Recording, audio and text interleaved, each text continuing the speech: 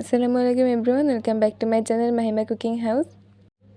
সবাইকে অগ্রিম ঈদের শুভেচ্ছা জানিয়ে আজকে আমি আমার নতুন একটি রেসিপি শুরু করতে চলেছি। আজকে আমি আপনাদেরকে ঈদের স্পেশাল বিয়েবাড়ির গরুর মাংস রান্না করে দেখাবো।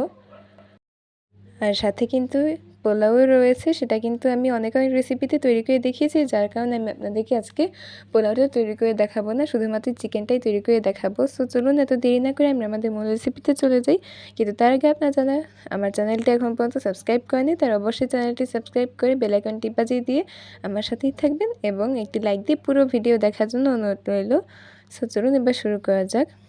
ফার্স্টে কিন্তু আমি এখানে গরুর মাংসটা কষিয়ে নিয়েছি, আর কী দিয়ে কষিয়ে নিয়েছি সেটা কিন্তু আমি লিখে দিব, আর ডেসক্রিপশন বক্সে আপনারা চাইলে দেখে আসতে পারেন। সো চিকেনটা যখন প্রায় হয়ে আসবে তখন আমি এখানে দুধ দিয়ে দিয়েছি 1 কাপ পরিমাণ, আর ভালোভাবে এই চিকেনটাকে একটু নেড়ে চেড়ে দিয়ে ঢাকনা দিয়ে ঢেকে দিয়েছি।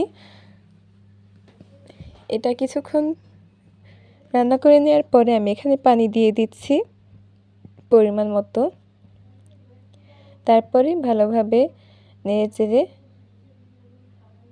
এটা আবারও ঢাকনা দিয়ে রান্না করে নিব। এই চিকেনটা যখন মাঝখানে একদম ফুটে আসবে তখন আমি এখানে বাদাম বাটা দিয়ে দিয়েছি, তারপরে আবারও ঢাকনা দিয়ে ঢেকে দিচ্ছি এটা আর ভালোভাবে মাংসটাকে সিদ্ধ করার জন্য। আমার ভালোভাবে মাংসটা অলমোস্ট একদম সিদ্ধ হয়ে গেছে এবং ভালো করে এটা রান্না করা হয়ে গিয়েছে। এখন আমি এটা চুলা থেকে নামিয়ে নিয়ে পরিবেশন করে নিলাম। আর দেখতেই পাচ্ছেন এই বিয়েবাড়ি গরুর মাংসের রেসিপিটা কতটা সুন্দর হয়েছে এবং দেখতেও কিন্তু অনেক লোভনীয় লাগছে।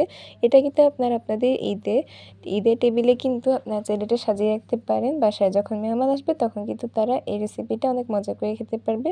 তাছাড়া রেসিপিটা কিন্তু অনেক মজাদার হয়েছে। আপনারা কিন্তু অবশ্যই ঈদে এটা তৈরি করবেন। আর সবাইকে কিন্তু অগ্রিম ঈদের শুভেচ্ছা রইল। আর যারা আমার চ্যানেলে নতুন এসেছেন তারা অবশ্যই চ্যানেলটা সাবস্ক্রাইব করে দিবেন অবশ্যই এবং লাইক দিবেন।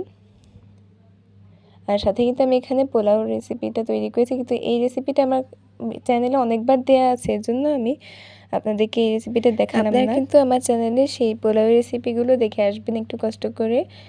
আর রেসিপিটা কিন্তু কেমন হয়েছে অবশ্যই কমেন্টে জানাতে ভুলবেন না। সো আজকের মতো এখানেই বিদায় নিচ্ছি। সবাই ভালো থাকবেন এবং আপনাদের ঈদ যেন খুব সুন্দরভাবে কাটুক সেটার শুভকামনা জানাই। সবাই ভালো থাকবেন, সুস্থ থাকবেন। আল্লাহ হাফেজ।